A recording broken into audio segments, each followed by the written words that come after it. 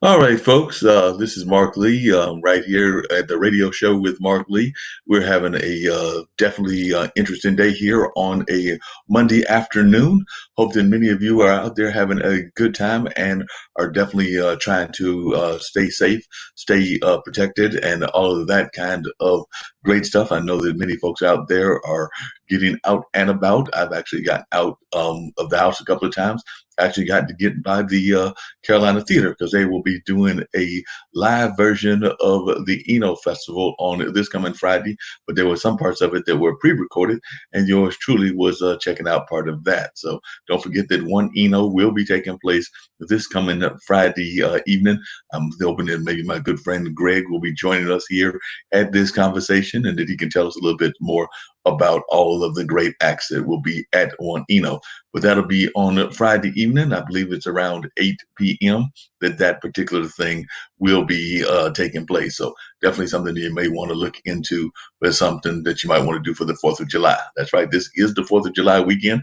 It may not feel like it because of all of the different things that are going on in the world. We do know that there's a lot happening in the world in terms of what folks are doing and not being able to do as much as they might have done in the past because a lot of the places that are usually busy during the 4th of July, those activities are not happening in their usual framework and in their usual way. Like I just said earlier, the Eno Festival, where I usually would be celebrating both my birthday, which will be coming up on this coming Wednesday, as well as celebrating other things that are related to the founding of the country, like the 4th of July and things of that nature, are not happening in their usual way. I know that I think fireworks are not going to be happening in a lot of municipalities because of the need to have people not close together, that whole social distancing thing that they are trying to encourage more and more people to do. So that will not be taking place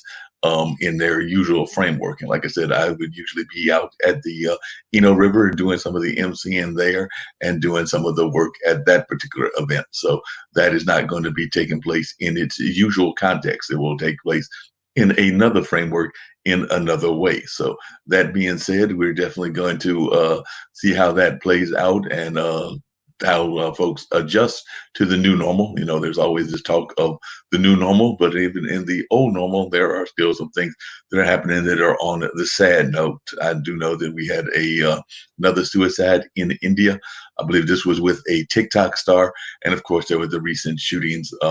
There was around somebody shooting at protesters. I believe that might have been in Kentucky. So there's still a lot of very sad news going on, and there are still people that do not want to wear the mask and don't want to do the social distancing and doing other things. And we are seeing an uptick in certain states. I mean, even here in North Carolina, things have not always been all of that great in terms of the way of trying to flatten the curve, even though we're trying to change that. And of course, we do know that even in other places like Arizona, California, and other parts of the country, they are definitely becoming more of the epicenters, and we're seeing more of an uptick in their area. So do keep that in mind that we do want everybody to be safe and cautious, and definitely keep all of that in mind as you prepare for getting out and about. Even if you're getting out and about away from your house, we do know a lot of people are doing telework and doing that whole telecommuting thing and things of that nature. So we do know that that is what is happening and is continuing to happen. So definitely hope that many of you are able to still check out what's going on and check out what's happening in the world and things along those lines. I have heard that there have been a number of the monuments that have come down and are continuing to come down, including some that might have even surprised people. Like I heard that there was a monument somewhere in this country that was dedicated to Woodrow Wilson, and apparently Woodrow had some history as well in terms of his thoughts on race relations and things of that nature. So they did take down that monument. So that is still going on as we are speaking. So there's a number of these things that are happening in society and around the world. So definitely keep that in mind. Just pay attention to what's happening in the world. Definitely stay informed about what's happening in the world. That's one of the things we try to do here on the radio show with Mark. So definitely trying to keep you informed about a lot of various things that are happening in our society. So do keep that in mind. And like I said, I'm hoping that my good friend Sandy Darity will be joining me in a little bit, and we can talk to him about the whole concept of reparations and what that means, and also the wealth gap. There is a definite wealth gap that exists in society, and we definitely want to address that wealth gap. So we'll be talking about that with Sandy. So definitely keep that in mind, that we would like to have that conversation going on, and hear what you've got to say about that. In the meantime, though, while we're waiting to see what's going on with Sandy and when Sandy will make his appearance here on the show, we're hoping that's in the very near future. I'll reach out to him and see where he's at in regards to that. But in the meantime, I did want y'all to check out this very interesting video that I stumbled across not that long ago. It was a couple of days ago. It was a gentleman that was talking about the monuments. I know that some folks are wondering about the history of the monuments and why these monuments might be of concern to some people, and why they might be concerned about having this as an issue. So I found this particular video that I think lends a lot of insight into what is going on and why folks might be wondering about that and things of that nature. So that being said, I definitely want to share this particular document with you, let you check it out, what it's all about, and then I'll be back, hopefully maybe with Sandy, or maybe we'll have some other comments from others as well.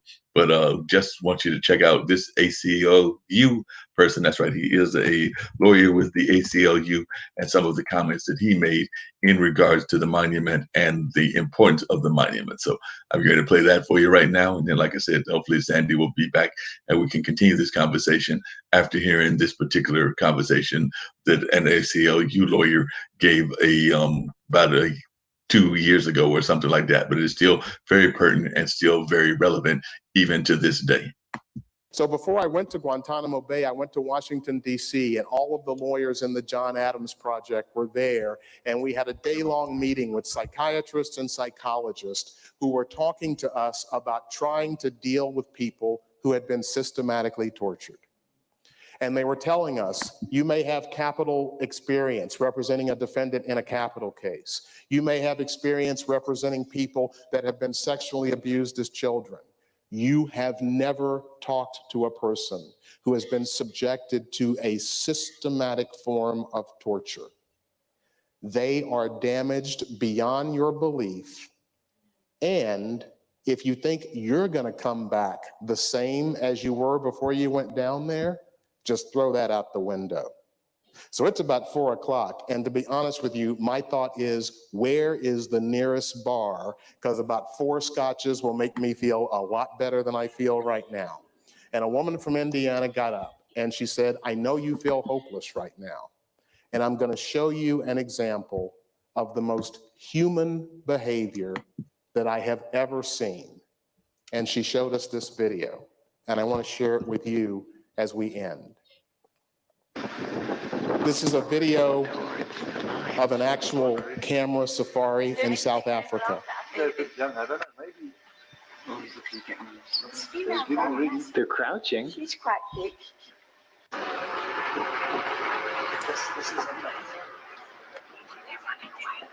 And what the lawyer was telling us while the video played is that when you're dealing with something powerful like the government or like white supremacy, often the victims are the smallest and the weakest. She got him. Oh, she did. She got him. And that is hopeless. Drag them out. They're dragging them out. We feel that the quagmire of race in America is hopeless. There's a crocodile there too. And just when you think it can't get any worse, it does. Charleston, South Carolina, and then Charlottesville, Virginia. Where does it stop? Look at this. The crocodile's taking a baby away. That is the definition of hopeless. Oh my God. Oh, they're going to fight over it. Oh my God. Oh, he's coming huge crocodile. Oh, look at the huge crocodile. The lines of one. Lions have won. The Lions have won. Have they? Because Mom and Dad Water Buffalo went and got the whole herd. The man who has what sounds like either a British or South African accent is actually a guide, and he said that he had never seen behavior like this before. And I feel like we, as a community, as a progressive community, as a forward-thinking community, have a lot more influence than we recognize. But sometimes we just mill around because we don't know what to do. And sometimes it will take one person, just one person, to step out and do something. Whoa. And my suggestion is that when you do that, Kicking at him, look. it actually feels good. Watch him going back. Is there some strut in his step there? He's like, get the F out of here and don't even come back. And even when that person will step out of our group and demonstrate that there are things that can be done, sometimes the group is still not ready. And it takes one other person to do something maybe a little more dramatic. That one's. Ooh. Ooh. And now everybody is involved. And they're like, no, don't just go away, keep going away. And remember, it was hopeless. There was no rational way to think that this was going to succeed. Camp's still alive. It is? Yeah, it's trying to get away. It's standing up. It's still alive. It's standing up. It's standing up. It's run away. It's got him back. They do have him back. The lawyer in Indiana, or from Indiana, who showed us this at the end of this film said, "This is the most human behavior I've ever seen because it was hopeless, and they tried anyway." So,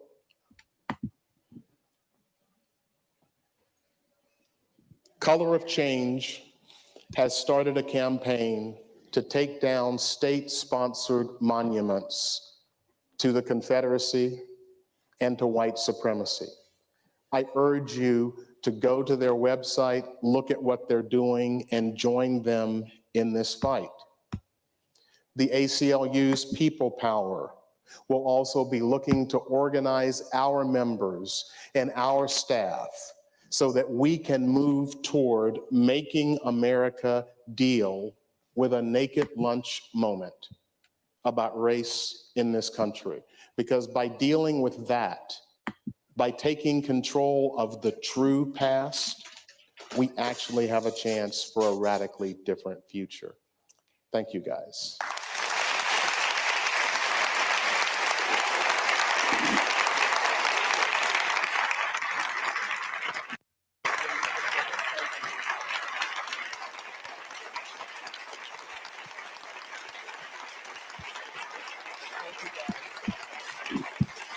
Thank you very, very much. This is greatly appreciated. Thank you.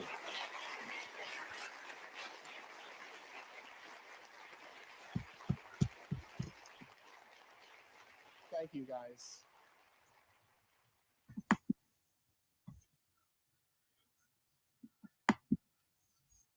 Let's talk about Andrew Jackson, who was the architect of the Indian Removal Act. And our president, once again, we talk about rewriting history. You can't diss Andrew Jackson. He's on the $20 bill. And if he's on the $20 bill and he's a horrible, horrible person, what does that mean? Does that mean we have to take him off the $20 bill? Does that mean we have to start thinking about why we put him there in the first place? I don't want to deal with that. He's a great president. Well, these are the facts about Andrew Jackson that I'd ask you to consider.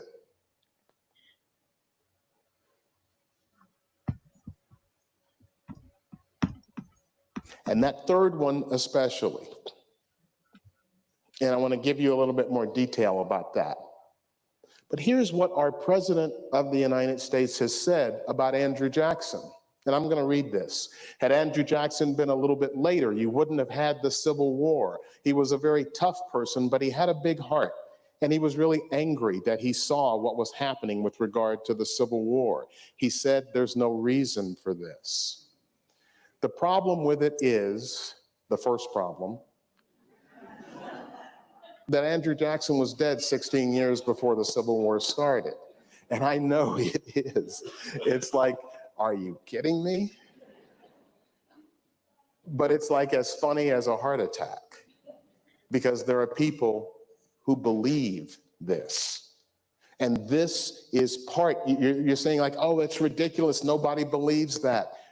We are in 2017 and we're having a debate about what the Civil War meant. If you think that who controls the past is not important, you are wrong. Think about the arguments that we're having in this country today, and it's because the past has been concealed. This is one of the most amazing books you will ever see, written in 1839, Slavery as It Is. And the only thing these people did was to go to newspapers, cut out articles about slavery, and put them in a book. That's why they called it Slavery as It Is.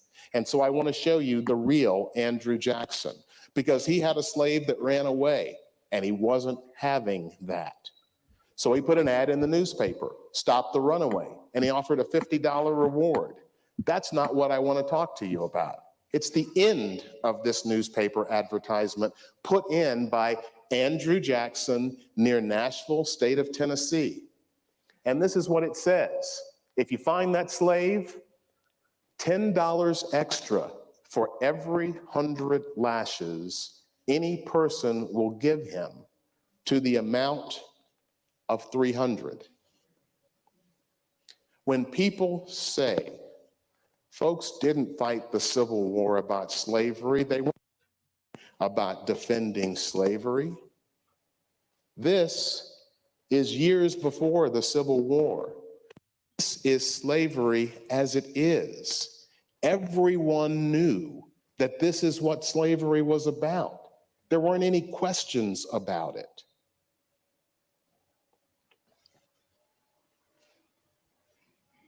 I offer you these laws to get you once again to think about what slavery actually meant, and especially the law from Oregon, which I don't have the adjectives for it.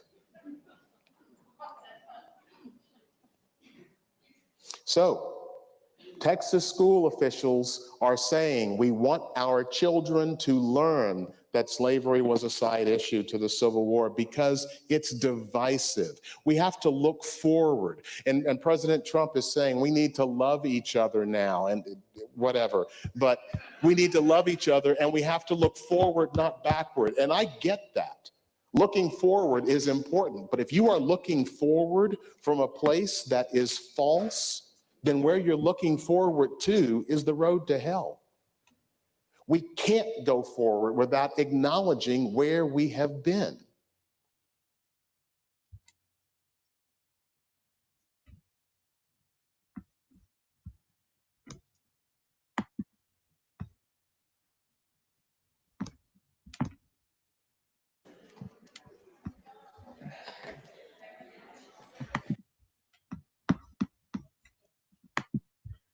Let's talk about Andrew Jackson, who was the architect. What these people have forgotten is the story of King Cotton. And that's something that I will never forget. I didn't have to learn this in the past 6 years. I had to learn the true meaning, but I didn't have to learn the term, because King Cotton was part of my upbringing in Memphis, Tennessee. King Cotton was a food brand. King Cotton was on everything. There was actually a hotel, King Cotton, in Memphis. Army and Navy Club, completely air conditioned, bed and halls sprinkler protected, 3-channel radio and Muzak and overlooking the Mississippi River. This was one of the luxury hotels in Memphis. But what does the phrase King Cotton mean? What it meant to me was bacon. Because King Cotton bacon, King Cotton sausage, King Cotton like rolls. This was like the food of my childhood. Everybody in Memphis bought King Cotton brand. And when I finally found out what the name actually stood for, I felt like I wanted to throw up. Because King Cotton, the theory that was used by Southerners before the Civil War to say, we can do this, we can break away from the North and it's economically feasible. And here's why. Everybody depends on our cotton. We can shut down the mills in the North in a heartbeat. Britain and France are going to have to make a decision. Will they support us militarily? Because we can cut down their mills. We just won't send them our cotton. It couldn't have been more practically and beautifully stated than it was by Senator Henry Hammond of South Carolina. Without firing a gun, without drawing a sword, should they make war on us, we could bring the whole world to our feet. What would happen if no cotton was furnished for 3 years? England would topple headlong and carry the whole civilized world with her, save the South. No, you dare not make war on cotton. No power on earth dares to make war upon it, because cotton is king. Follow the money. This is how important cotton was. What kind of money are we talking about? 1840, cotton made 59% of all US exports. This is 15 years before the Civil War. 1.5 million pounds with about 700,000 slaves. And you can see how that changed. 2.25 billion pounds and almost 4 million slaves. This is what made America wealthy.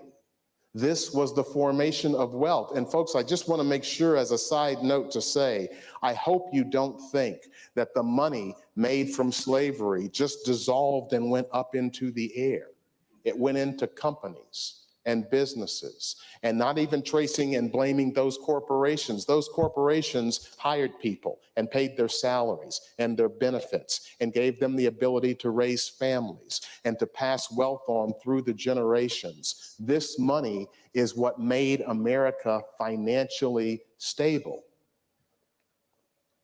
The market value of slaves in 1860 was greater than the market value of every railroad, factory, and bank combined. Follow the money, because the money we're talking about was huge.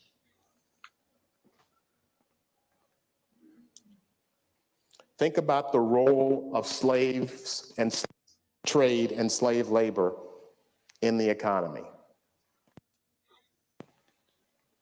And that's a statistic that shocks me, because the Mississippi Valley today is one of the poorest places in America. And in 1860, more millionaires per capita than any other place in the country. And that was because of slavery.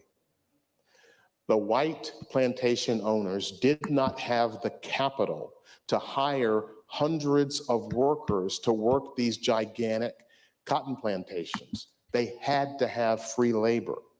And if there is any doubt about it, and let me just say, there is absolutely nothing wrong with retail jobs. But when you have an economy that is based exclusively on the exploitation of free labor, this is what happens. We are now 150 years later. There is no industry in the South that has replaced the slave trade and what could be worked on by slaves. The mayor of New York City recommended that New York not the state, the city, withdraw from the Union during the Civil War. Why was that? If you go and read, it's because we are making so much money from slavery, we want to keep doing it. If we withdraw, we can then be friends with the North, then we can be friends with the South.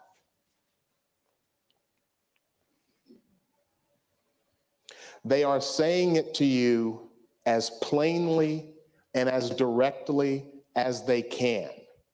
And so the people today who say the folks honored in these monuments were not fighting for slavery, my response is, I understand that that's what you want to believe. And I understand how difficult it is to wrap your mind around the fact that human beings, fellow Americans, would fight, kill other people, and die to preserve slavery. It's really hard to wrap your mind around that. But that is the ugly truth. All right, folks, that was some of the conversation we were having revolving around the Confederate monument with some information that I had found and everything. So definitely some great conversations that was going on and continue to go on. As I said, we've had several people that have talked about various things that have happened in society. But I'm going to switch the conversation a little bit right now.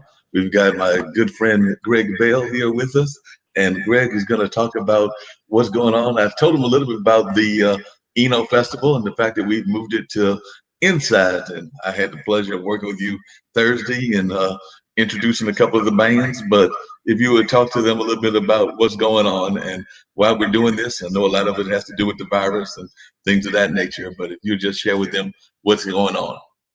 Hey, Mark, it's great to see you again, twice in 1 week. It's always a pleasure. Thanks for having me on. As you said, we can't come together on the banks of the river this year like we have since the 1980s. So trying to do the next best thing and come together virtually and still celebrate and hold up the great things about our community. We have a bunch of wonderful music scheduled to come in, both to the Carolina Theater, and we've gone out and recorded stuff as well. Have little short documentary film pieces made about local crafts community, about local restaurants and food vendors. We've got a camera crew over shooting at the Palace International right now with Moses and Karen and Maurice and Susanna, and just really trying to do the same kind of thing that we do at the festival, but this year inside. We've got such a wonderful community here in Durham, and just because we can't come see each other in person doesn't mean we should stop celebrating it. Yeah, and there's so much to celebrate. There's so many great things that are happening in society, and even some of the hard conversations that are going on are still bringing some art out and everything. Because I've noticed some of the Black Lives Matter art is downtown, and definitely some of the hard conversations are even showing that the art needs to play an important part. But whenever I think of the Eno, I think about the fact that it really was almost like came out of the environmental movement to some degree and is a celebration of the environment. So for those that are watching, we have listeners on IBM.TV from around the country and around the world that don't know that much about the Eno. I've told them a little bit about it, but you've been involved in there and on leadership for a number of years. Share a little bit about the history of the Eno and how it came about and why we might be missing doing it out there on the Eno River. But I mean, it's really a celebration of that state park and just the environment as far as I'm concerned. But I was just wondering if you could put it in the context of a little bit of the history, because we've got people that are listening from India, Australia, and places that may never have descended in this area. Well, the Eno River is a short river. It runs about 33 miles from up northern Orange and Durham counties, and it runs into Wake County near Raleigh and joins Falls Lake. And it's pretty. It's got nice diversity in it. It was never heavily industrialized or heavily used for agricultural purposes. But what's really unique about it is that for whatever reasons, it became the focus of a lot of grassroots activism back in the 60s and 70s. It became a place that people decided was important to save. And because it hadn't been the subject of much damming and factories and agricultural runoff and things like that. It was still in fairly good shape, and so it's a very charismatic river. But what it means is when people got involved, like our predecessors at the River Association, there wasn't a rescue operation to preserve this river. If we could keep it from getting bad, it was already good, if that makes any sense. And so it is this beautiful, clean, pristine river running right through the middle of a heavily populated Piedmont of North Carolina. And that activism still continues today. The group I work for, the River Association, been around since 1966. We were instrumental in the creation of 5 regional parks, including West Point on the Eno, where the festival is typically held, and River State Park. But what we have always done is try to involve people and be heavily boots on the ground, knocking on doors, signing petitions, making phone calls. Good old-fashioned activism, like you see in the streets in the last few weeks in Durham. That's the kind of work that we did in the environmental community. I don't mean to belittle what's happening now, because I think there's a lot more danger and a lot more at stake in the work that people are doing in the streets right now. But this was never a corporate top-down effort, is what I mean to be saying about the River Association. It was a lot of citizens who didn't like the way things were going and pushed against the authorities and made the changes. And that spirit still continues today. While we are nonprofit 501c3 organization, we are still very grassroots. We're still very hands and feet wet in the river, and still looking for collaborators and conspirators to continue to work toward keeping these lands and waters protected for people to drink and to swim in, and to go out and hike and have a place in nature to be away from the hubbub. And now, especially with quarantine and the virus and all of that the last few months, we've seen unprecedented usage of the park. I think the state park usage is up 66% over any year that records have been kept.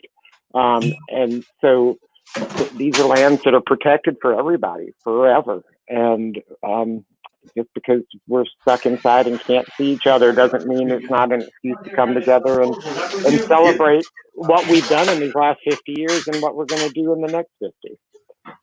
Yeah, and you're definitely doing some great work in that regards and everything. One of the things that I've really found surprising, I was wondering if you've noticed the same thing, was that as we've been going through all these different changes with what's going on with the world, particularly with the virus and everything, you just mentioned it. More people seem to be trying, or at least trying to get out when they can and enjoying nature. But it also seems that nature is enjoying the break from humans. And so that's one of the things that I've observed. Is I know they've talked about in other parts of the world, whether it's Italy or other parts, that animals that had not been seen are starting to come out. And I was wondering, are we seeing that anywhere, even here in the Durham area? Have you seen some animals that you have not seen in the past when you've had a chance to get out by the park or anything of that nature?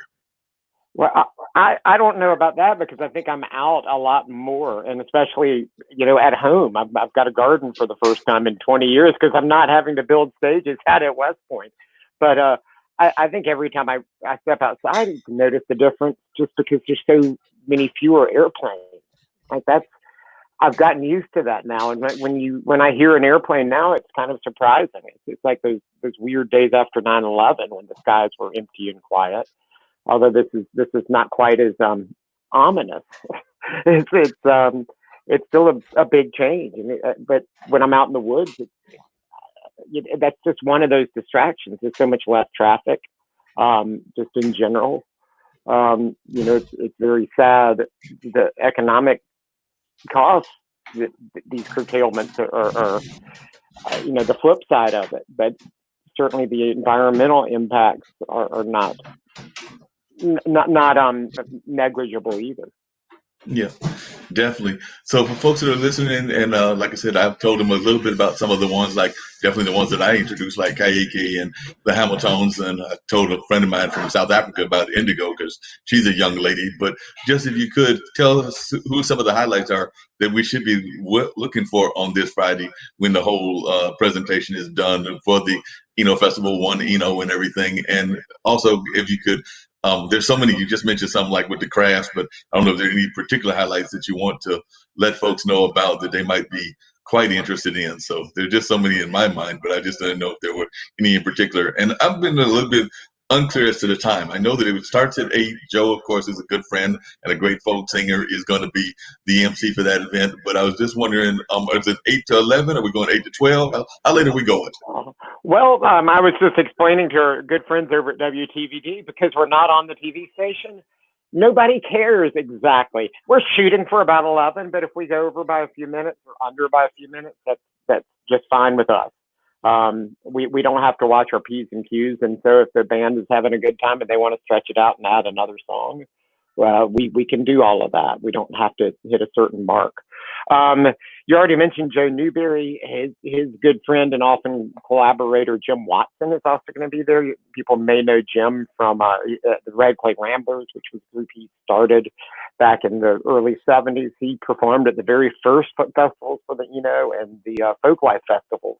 Even before that, he was a part of the early string band revival in this area. Hugely influential, and has one of my favorite voices ever to listen to. He does a great show every winter that's a Christmas Carol sing along. That I keep joking that he should do that. We can call it Christmas in July, but so far I think he's not going there. Who else do we have on Friday night? We've got Sonny Miles, who's an amazing young talent from. He's living in Raleigh now, I believe. He's from up northeast somewhere. I'm thinking Wilson. NC State graduate, wonderful R&B. Soul singer. One of his songs was on President Obama's top list from last year. It's the top Spotify list. Who else do we have next week? We've got Dwight Hawkins, who's a string band aficionado, and besides whoever the folks that are live in the studio, we've got recorded sequences. So, for example, last week we drove up to Roxborough with Lakota John and sat and visited with John D. Holman for a while at his sister-in-law's house up there and recorded some songs, and that'll be a part of it. And then, as you said, the whole craft and food, all of those pieces will be a part as well. And speaking of food, starting at 3 o'clock, so the broadcast is at 8, as you said, but starting at 3 o'clock in the plaza outside the Carolina Theater, there will be a booth set up selling the famous, River T-shirts and hats and posters and things like that. But we'll also have some food trucks will be there. I know that we've got the empanada truck is there. Durham Street Food is coming. I'm not sure who else yet, but we'll check the website for updates throughout the week. And then the Carolina Theater will be selling popcorn and concessions to go. So anytime after 3, you can stop by and get some of your food fix on, as well as T-shirts and all that kind of stuff if you like. And again, even though it's a live broadcast, it's not open to the public because of COVID regulations, but it is free to watch online. It'll be streaming on YouTube, Facebook, and Twitch for all you youngsters out there. And then it'll show again the following night, so Friday and Saturday at 8 o'clock.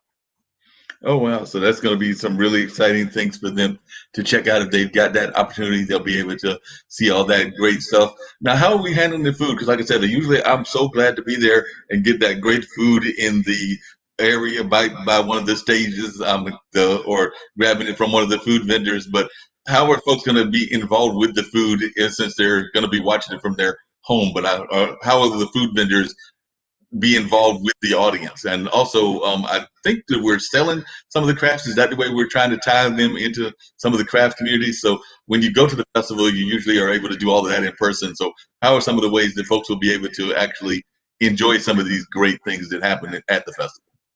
Well, we will, there'll be, as a part of the show, several documentaries about local craft artists. There's a wonderful film that we just made about the aluminum pour at Liberty Art last week that Dolores Farmer is helping us kind of host through. And then if you go to our website, there's a list of links of local craft artists and galleries and guilds and suppliers like playmakers that's there for all of your craft needs. If you want to make something or you want to buy something or you want to learn how to make something, we've got all those resources there. And then similarly with the food, by this weekend, there'll be a fairly robust section of food up on the website. We're going to have recipes up from Palace International and Jamaica and Demola's and Ninth Street Bakery, and links to all of the locally owned restaurants. And then again, documentaries about what it's like to run a restaurant right now and the ways people are having to adapt. If you can't have a dining room full of people, how are you going to keep your restaurant open? And people are coming up with some great and creative ways to do that. For example, the Palace International is doing cooking lessons, they're selling spices, and of course they're doing food to go. And there's just so many great success stories about the resilience of our community and people banding together and finding solutions and figuring out ways to keep each other engaged and employed and occupied. And we just hope to be able to share some of those stories. And doing a great job of sharing those stories. There's no doubt about that.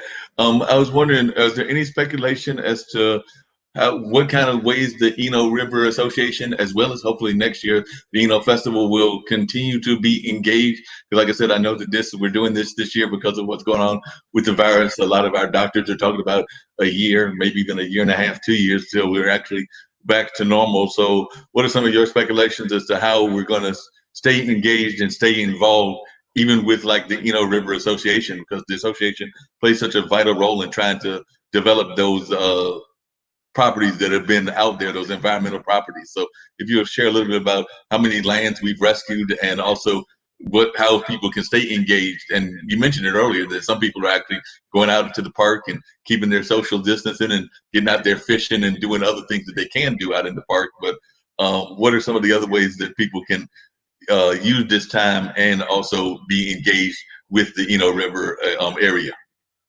Well, the Eno River Association has a full-time director of land protection, and she's working through all of this. She's meeting with landowners and meeting with state and local governments, trying to figure out, if a property's up for sale, how that can be protected, whether we got the money that we can put together the money to buy it, or to sometimes we buy what's called an easement on it, where we might pay the landowner a certain amount of money for some of the rights. For example, you might buy the right to the timber so that you couldn't clear cut it all the way down to the river, or you might buy the right that it ever become developed, so it has to stay a farm, things like that. And so through all of this, she and her staff and her volunteers are still plugging away, working hard to develop not just close, near strategies, but long-term strategies for protecting this land. Land protection is not a quick thing, like any meaningful progress or protection. It is a long, slow process. It's often is years or even decades from the time we first start talking to a landowner about their property to the time that property is protected and becomes part of a park or otherwise something that we can take credit for. So far, we've protected over 7,500 acres of land. It's those 5 parks, as well as some that we run ourselves.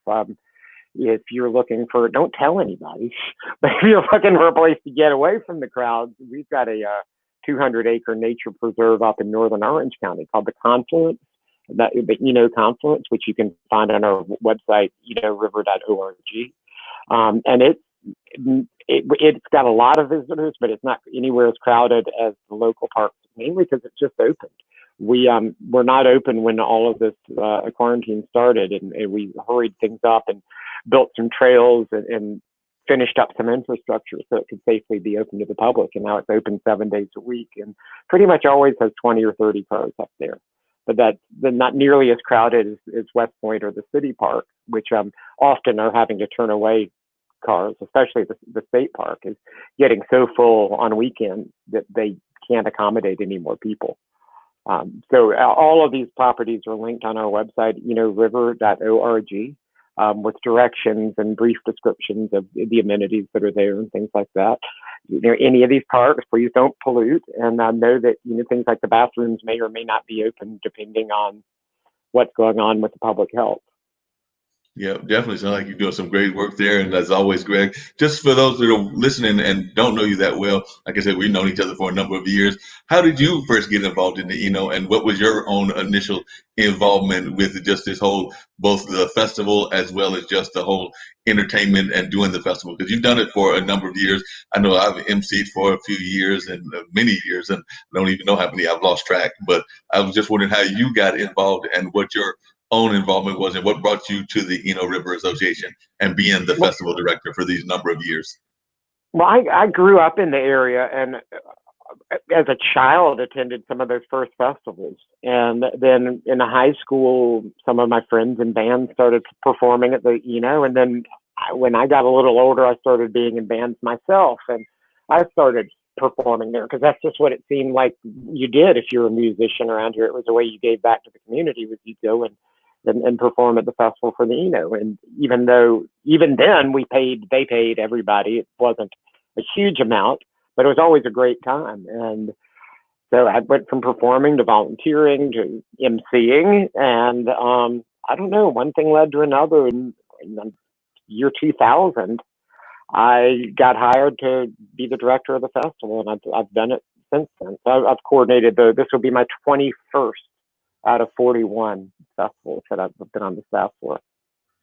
Well, I think that you've done a great job, and I think that you should do another 21 or 22 or however many, because I've just always thought that you've done a fantastic job. There have been some amazing performances that I have always told friends of mine about that I remember, that you definitely helped bring some of these folks in. Definitely, we know that Chuck Davis, when he was living, always gave a great performance. I even think back to like some of the blues folks. You talk about John D. Holman, and I think about the number of times that he's performed there, and Lightning Wells, and even there was a band that had a real high energy, Albanac, I think they were. They gave like that really high energy performance. A couple of the Latin bands that have performed there. So just a wide variety of styles of music. But those are just some of those that I reflect on as having a great time of listening to. Well, it's always a great pleasure working with you, and you keep those standards so high on the Meadow stage that I make sure. I know you won't tolerate any slack over there, so I have to make sure everything we bring to your stage has got a certain professionalism and appeal to it. Well, I appreciate that. Yeah, it's been the Meadow stage or the Grove stage. I think you've done some on the River stage as well. As you know, I've been saying for the last, I guess, 10 or 15 years of my many years of introducing bands and everything. Folks think they're coming there for a Independence Day celebration or the celebration of the nation's birth or the celebration of this or that, but it's really just nothing but Mark Lee's big birthday party. Because, like I said, my birthday is usually right around that time, July 1st. So it's just a big birthday party for me. So I feel that you let all those people know that, whether it's the volunteers or whatever, that they're really just there to celebrate my birthday. They think they're there for a festival. I'm sorry, I didn't quite hear you, Mark. When is your birthday? July 1st. July 1st. Got it. Yes. Mark Lee's birthday is July 1st. Okay. Yeah. Just want to make sure I have it right. Yep. Yeah, usually the festival either falls a couple of days. I think a couple of times it's actually fallen on my birthday, depending on how the weekends fall and things of that nature. And then definitely it's at least a day or two near the birthday. So that's why I've been joking for years now that the Eno Festival is just one big birthday party for me. Well, you well deserve it, Mark. Well, Thanks so much for having me on. Oh yeah, glad to have you on. And just real quickly, if there anything that you want to share with the audience about any other things in terms of a word of encouragement as we're going through all of these different things that we're going through, and also if you will just tell them once again where they can find the concert when it takes place, the one Eno. So if you let them know the different locations. I know we're on YouTube, Twitch, and I forget the rest of the platforms, but if you let them know how they can find us on Friday evening, and also, like I said, if you've got any words of encouragement or any other highlight that you want to highlight other than the ones that you've mentioned, that would be appreciated. But other than that, I'll let you go. But I definitely want you to come on and let folks know what was happening. Well, I can't imagine being any more proud to be a part of a area and a community than we all should be in Durham. The way we've all handled this, from wearing masks to getting along to making some really significant changes to continuing to keep our local economy going. It's really remarkable what all we have done here together, and it's not over yet, and we need to keep doing this. But it's something.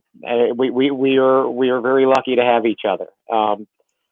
And as far as the business at hand, the easiest way to follow what's going on with us next weekend is go to our website, which is enofest.org or enoriver.org. And everything will be linked from there, all the socials and whatever. And it'll stream there. Your best signal will be on the YouTube, but it's easiest just follow a link from our website. Sounds great. I'm looking forward to checking it out on Friday evening. I'll be definitely watching as well. Like I said, we did some of the pre-recording parts that I was involved in, so I'll see how that all came out and everything. I'm gonna miss being out there in the park and just running into my friends and seeing you and Paul and the rest of everybody out there. And hopefully next year in 2021, even though some of my medical experts are telling me don't hold your breath, it might be 2022, but definitely, and hopefully in 2021, we'll be able to be out in the park and be out in our normal environments, but we'll do whatever the experts tell us to do, because we definitely have to follow the rules and follow the orders and try to flatten this curve and make sure that everything's done in the correct way. And I'm sure that whatever way is done, you're going to have to come up with some innovative ways to even restage it whenever we do get outside, whenever that is.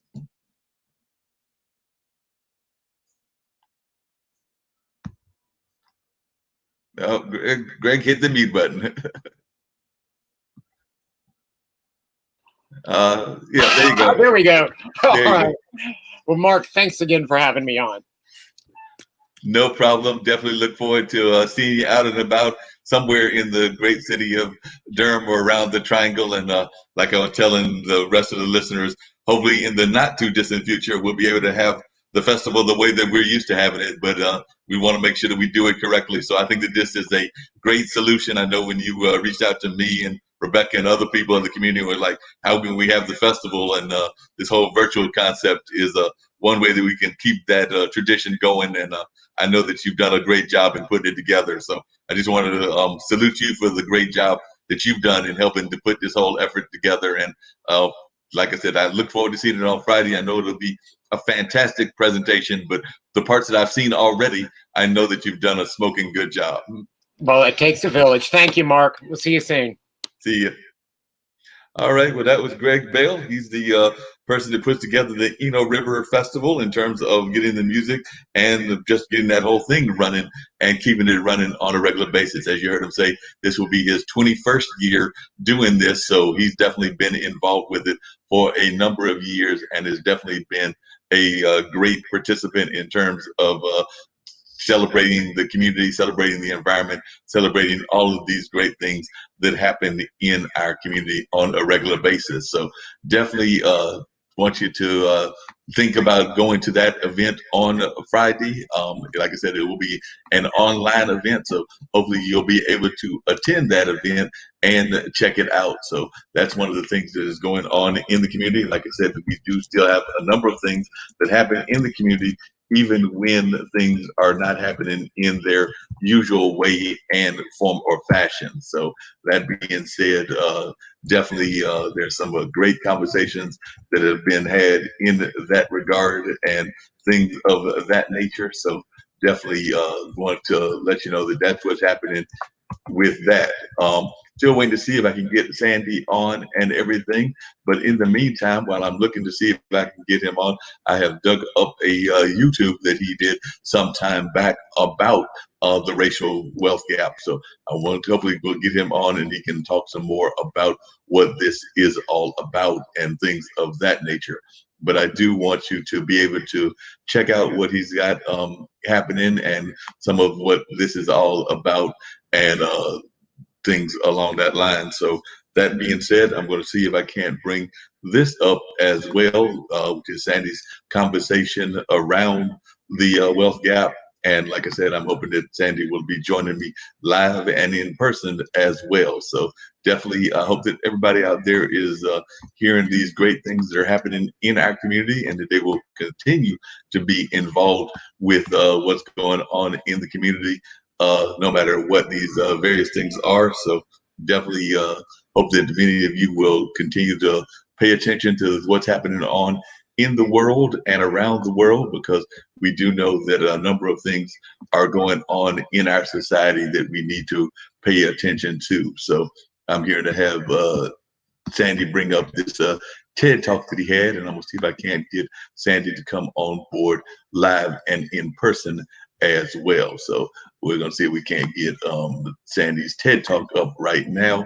But in the meantime, I'm gonna reach out to him and see if we can't find him as well. But definitely, this is a conversation that's been going on for a while. I'm wanting to hear Sandy's version of what's happening, and definitely we're getting ready to bring that on very shortly. So hopefully you folks will enjoy the information that you're about to learn from Sandy and the TED Talk that he gave. But in the meantime, I'm going to reach out to him and see if we can't find him as well.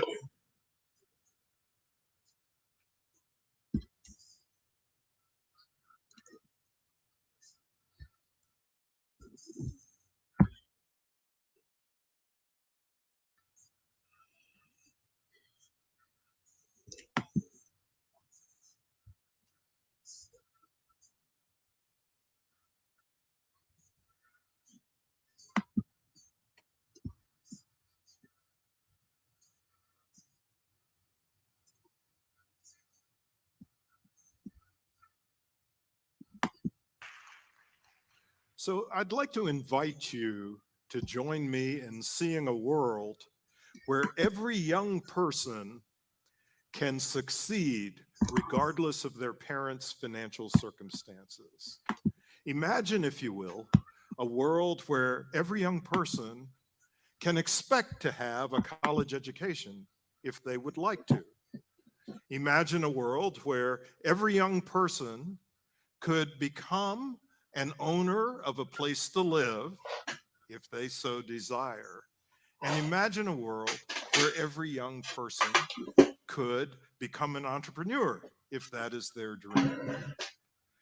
The absence of family wealth creates an obstacle for young people to achieve those kinds of goals and aims. Indeed, we could argue that the absence of family wealth creates a situation in which young people have shuttered opportunities. And we can do something about this, but we have to be bold in taking action. What I would like to propose is a policy that's been developed by a growing team of researchers under my leadership in collaboration with Derek Hamilton at the New School. And the idea is to provide every newborn infant with what we would like to call a trust fund or a custodial fund. But it would be a trust fund or a custodial fund that would be financed by the federal government. So in effect, it would be a publicly financed custodial fund. The idea is the following: that every child would receive this fund at birth and would have access to it when they reach maturity, say at the age of 18 or 21.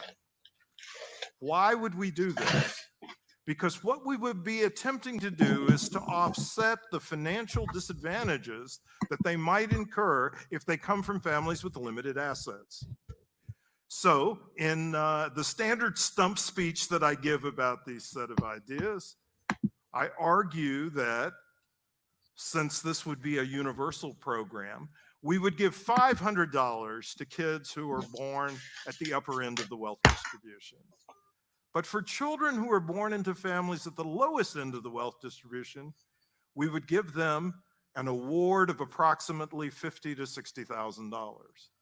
And because young people would know that they would have access to this publicly provided financial asset from a very young age, it would function psychologically as an asset as opposed to a lottery winning.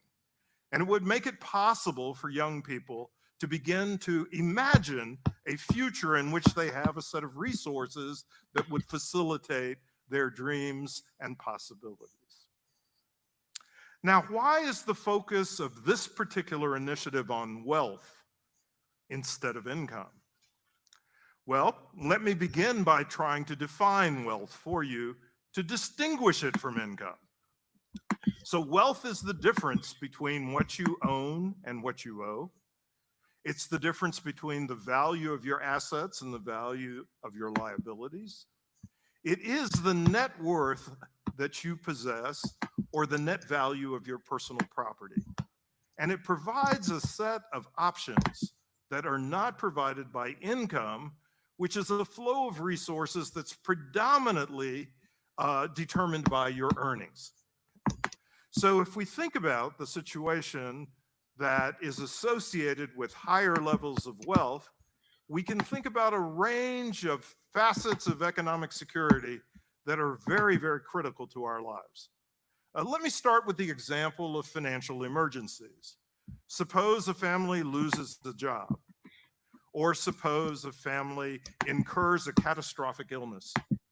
These are significant and dramatic effects on the family's capacity to provide for itself. And as a consequence, if you have a significant amount of wealth or an adequate amount of wealth, those kinds of emergencies are not going to be as dramatic. And keep in mind that the average family in the United States has less of an ability to meet emergencies than we might typically imagine. For example, the average American family, if it's faced with $500 of additional expenses, cannot meet those expenses without going into debt. In addition, if we think about the capacities that wealth gives us in other arenas, the ability to purchase a home, the ability to purchase a home in a neighborhood that has high cachet public schools, or to send one's kids to a private school. Wealth provides the ability to engage actively in the political system in a country that relies heavily upon financial contributions to politicians for them to be successful. Wealth also enables individuals to leave bequests for their children and for their grandchildren. It also enables them to provide gifts during the course of their own lifetimes, what we call in more technical jargon in vivo transfers. So wealth is an enabling dimension of people's lives that we are thinking we should give all young people access to. Now, let me talk briefly about how significant these wealth disparities are across our society and how little some groups in our society have. Now, I've already pointed out that the typical family cannot meet $500 in additional expenses without having to accumulate new debt. It's also the case that individuals who are homeless, approximately 50% of people who are homeless actually have a job, but they don't have adequate resources to provide themselves with sufficient shelter. So if wealth was distributed in a more equal fashion, they would have a capacity to live in a more economic secure context. Now, I also want to emphasize that these kinds of adverse effects of wealth inequality actually are even more pronounced when we look at the Black American community. It's interesting to note how dramatic the differences are between Black and white wealth in the United States. The typical Black family you having a problem with the laptop? To the dollar of net worth that the typical white family has in its possession. And if we think about the actual numbers here, Gotcha. we're talking because I just about went on there and it worked and everything on the second one that I sent you. But yeah, we can just shoot for either next week or the week after. But yeah, that's just something I do every Monday. But yeah, I can definitely try to get you on in the future. $176,000 Oh, no, no for problem. white families in the middle of the wealth distribution for all white households. Yeah. That's a very No, Monday dramatic, is Friday, striking so difference. Monday is the And 6th, it's so not you're saying the explained 13th, in which the is the following standard ways that people think about this. Monday. So one of Right. the obvious explanations that people give for these kinds of dramatic or glaring All wealth right, we'll shoot disparities for the is 13th. to argue that it must be attributable to the Yeah, I'll send fact you the that link. black folks No, are I'll send you the not link like as in eager the to next day or acquire two. education. And so education No, I'm saying I reduces the will. amount of wealth. Here's the key point, though. We found that blacks with a college degree actually have 2/3 of the net worth of whites who have never finished high school. Another argument that's made is, well, wealth tracks income. So if we looked at black folks with higher levels of income, they would have comparable levels of wealth with whites. This isn't true either. Black Americans whose incomes fall in the middle of the American income distribution have lower levels of wealth than whites who are in the poorest 20% of the American wealth, the American income distribution. Some people say it's because of a lack of financial literacy, but there's absolutely no evidence to demonstrate that people at comparable levels of income, black or white, have very different degrees of financial literacy. But if they are black or white, they have very different levels of wealth. Finally, some people have argued that these kinds of disparities are attributable to family structure differences between blacks and whites. Well, the evidence, on the other hand, tells us that black families with two parents have 2.5 times less of the wealth than white families with a single parent. So we have to craft a very different narrative to explain these kinds of disparities. And the narrative that I would like to craft focuses on the historical conditions in the United States, historical conditions that are associated with the way in which white supremacy has played out in this country. So I would begin that narrative by talking about the failure to provide Black Americans with 40 acres that were promised in the aftermath of the Civil War. That's the beginning of the process of distinctive racial patterns of wealth inequality in the United States. The second thing that occurs is a process of seizure and appropriation of land that actually was accumulated by Black Americans between the end of the 19th century and then the early part of the 20th century. But to compound that, there was a series of white massacres that were conducted across the country in the interval between 1868 and the 1940s that led to vast amounts of destruction of Black property, especially in communities in which there was evidence of Black prosperity. One of the strongest examples is the case that has occurred in North Carolina, in Wilmington in 1898. And perhaps the most dramatic example was Tulsa, Oklahoma in 1921, in which white rioters actually dropped incendiary devices from airplanes onto the Greenwood community, the Black neighborhood in Tulsa, Oklahoma. But subsequently, there were other ways in which prosperous Black communities were actually damaged or destroyed. And these ways were less obvious than the sheer violence that was executed in these white massacres. The ways in which this occurred are ways that actually apply to Durham, North Carolina. And this is by the process of the construction of a federal highway system that frequently ran routes directly through the heart of Black business districts across America. And the specific instance in the Durham context is the destruction of the Hayti district by the creation of Highway 147. In addition, things are not good, but they get worse. Okay.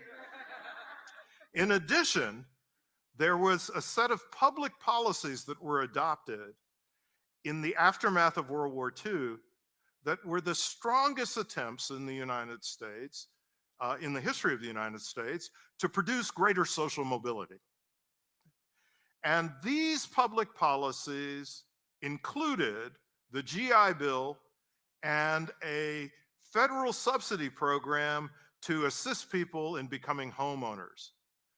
These two pieces of legislation had the strongest impact on providing individuals in the United States with the opportunity to move upward to the middle class.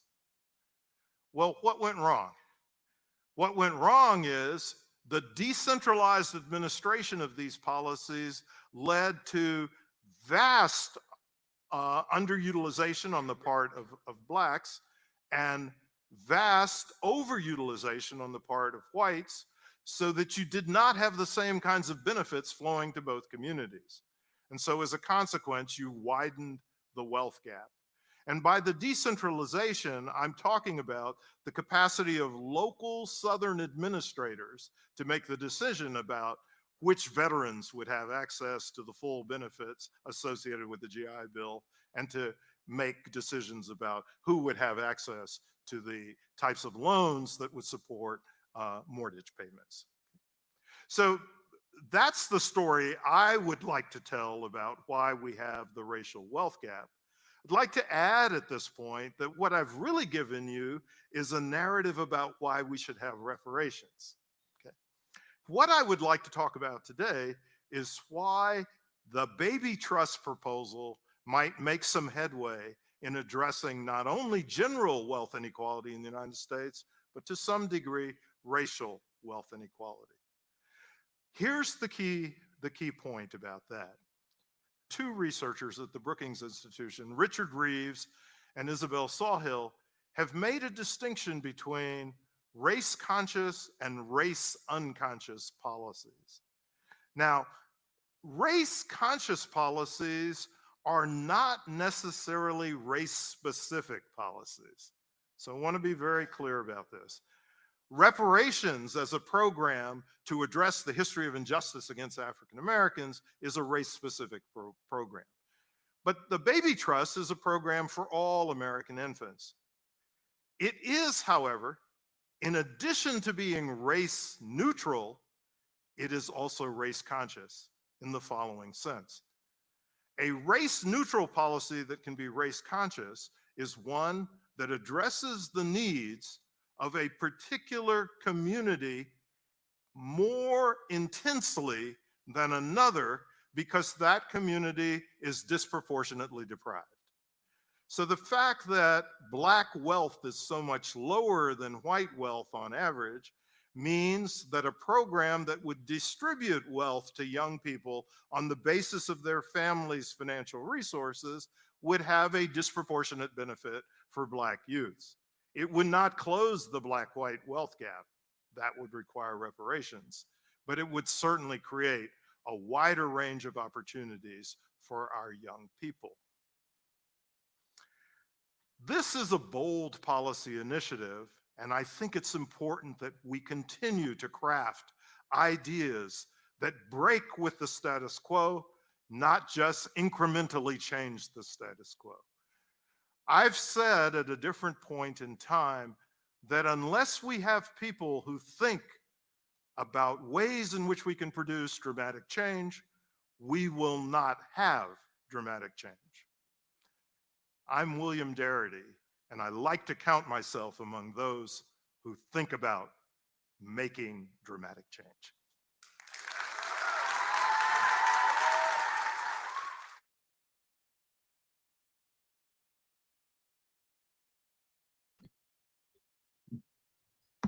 There's no doubt that William Darity is definitely one of those that is one to make dramatic change, and definitely one to encourage folks to make dramatic change. Like I said, I was hoping that I would get a chance to have him in the studios with us today, but that did not quite happen. But I did pull off having a conversation with Greg Bale about the Eno Festival, and we did have some very enlightening conversation about what's going on in terms of some reflections on both reparations and the Confederate monument. So definitely had some interesting information I was able to pull down from some of the speeches that various folks gave, one being Sandy Darity, of course, and of course the ACLU lawyer talking about the Confederate monuments. And then, of course, I had Greg Bell talking about what was going on with the Eno Festival, which is an environmental type festival and came out of the environmental movement, but definitely was a very powerful conversation with him as well. We'll be back next week with some more great conversations.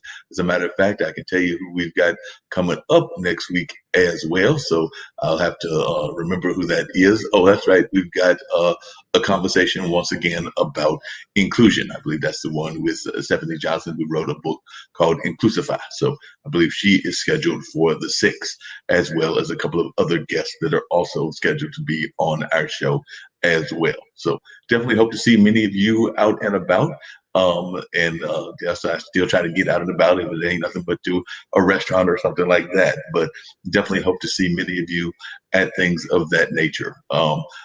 And I'm going to be right there Friday, right here in front of this TV, watching the One Eno celebration. Like I said, I did some parts on that, and Joe Newberry will do the main hosting. But it was a fun of the activities that I was part of in terms of some pre-recording, and I really enjoyed it, and really enjoyed having the opportunity to talk to Greg today. But we're going to try to reschedule Sandy for a later time, but I definitely think we gave you some things to reflect on and to think about. But right now I'm here to call it a particular evening, but I will be back later on this evening. That's right, at 7 o'clock, 7 to 9.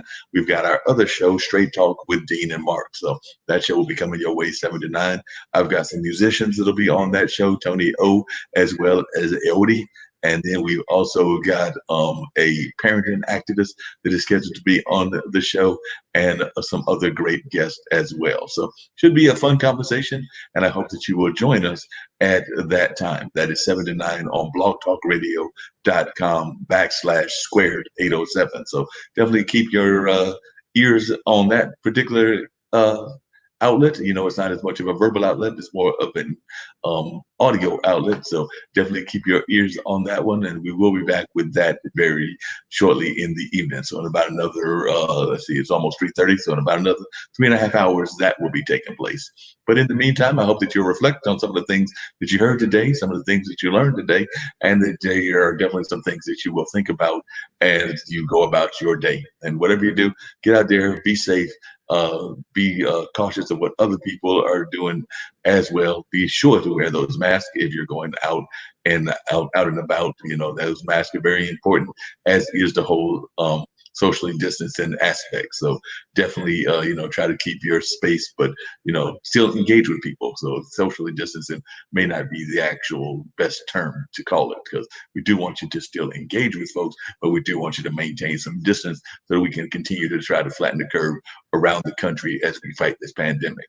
But I'm Mark Lee. I'll be definitely seeing you at some other IBM.TV events, and we'll be back here next week with our show. Hope that everybody out there has a great time. And like I said, we'll be back next week with some more engaging conversation.